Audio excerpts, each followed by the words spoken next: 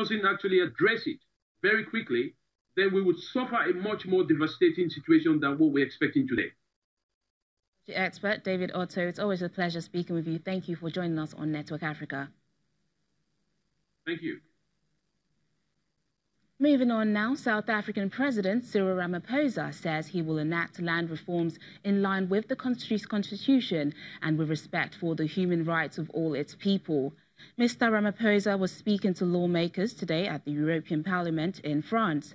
South Africa's ruling African National Congress aims to change its constitution to allow for land expropriation without compensation to address racial disparities in ownership. The president also added that the EU and South Africa should work together to address the root causes of illegal migration. We have said very clearly that this problem of land will be resolved through adherence to the rule of law, through adherence to our Constitution, and we will utilize the lessons that Nelson Mandela taught us with regard to resolving problems. We will resolve this problem in an inclusive basis, respecting each other's human rights, respecting each other's hopes and aspirations. We need to work together to address the root causes of irregular migration, which include poverty, inequality, unemployment, economic exclusion, and competition for scarce resources. Meanwhile, Home Affairs Minister Malusi Gigaba has resigned following calls from opposition parties for him to stand down over a High Court ruling which said he had lied on the oath. A statement from the presidency said Mr. Gigaba was stepping aside for the sake of the country and the movement to which he belongs. The 47-year-old has courted controversy in recent years over allegations that he used his powerful roles to assist the controversial Gupta family business. Gigaba, who was finance minister between March 2017 and February 2018, denies any wrongdoing. Joining us now is our South Africa Bureau Chief, Betty Dibia. Hello, Betty. Hi, how are you? Great. Malusi Gigaba's resignation isn't really surprising as he's been facing calls to resign. But how are South Africans reacting?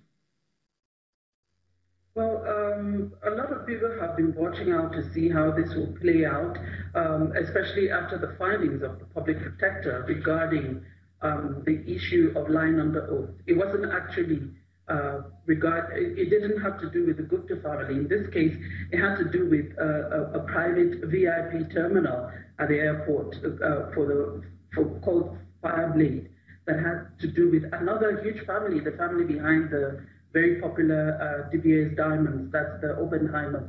So he insisted that he didn't give approval for that terminal, and the public protector determined that he had lied under oath regarding that because that family insisted that he did give the approval. But people are reacting.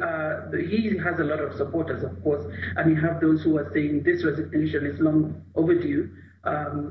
With the string of the controversies, the Gupta issue, this Fireblade saga, as well as the sex tape, but the sex tape plays a minor role in this string of controversies. A lot of people are saying if he has done something wrong, he should answer for it, even if he has resigned, especially the opposition members in Parliament. But what are the opposition parties saying now that he has resigned? Well, they're saying not if, they're saying he still has to account for some of the things he's being accused of. You know that the state capture inquiry is still going on. He's yet to appear there. And they're saying resignation is not enough if he has indeed done something wrong. And from some of the findings that especially the ruling of the High Court, among others, that he should still answer. If he's to remain as he's still a member of Parliament. He's yet to resign from Parliament. If he's still to remain there, he has to face the ethics committee of the Parliament regarding his doings, if I'll put it that way. So many are calling for much more, for him to answer to the allegations against him. Okay, so will there be an investigation about the allegations leveled against him involving the controversial Gupta family? The issue regarding state capture, if I widen it, of course, the bulk of it has to do with the Gupta family and the controversy surrounding them. It's ongoing, and I think they have about 2 years or so to conclude what they're doing. It's going on at the moment, and we expect much more. Right now, I think a former minister for public enterprises is testifying. A few others have testified. It just resumed, and we expect to hear much more regarding that. The investigation is ongoing. Okay, so how soon will a replacement be announced to the post? A temporary replacement has already been announced, and the former or the Minister for Transport, Mr. Bonginkosi Nzimande, he's called Blade Nzimande. He's acting temporarily as the Home Affairs Minister from the statement from the presidency just before the president left for Europe, where he's attending a series of conferences. Betty Divya, thank you for speaking to us on Network Africa.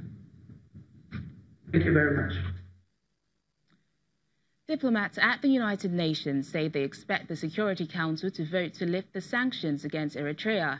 This comes amid a thawing of relations in the region and a landmark peace deal with neighbouring Ethiopia.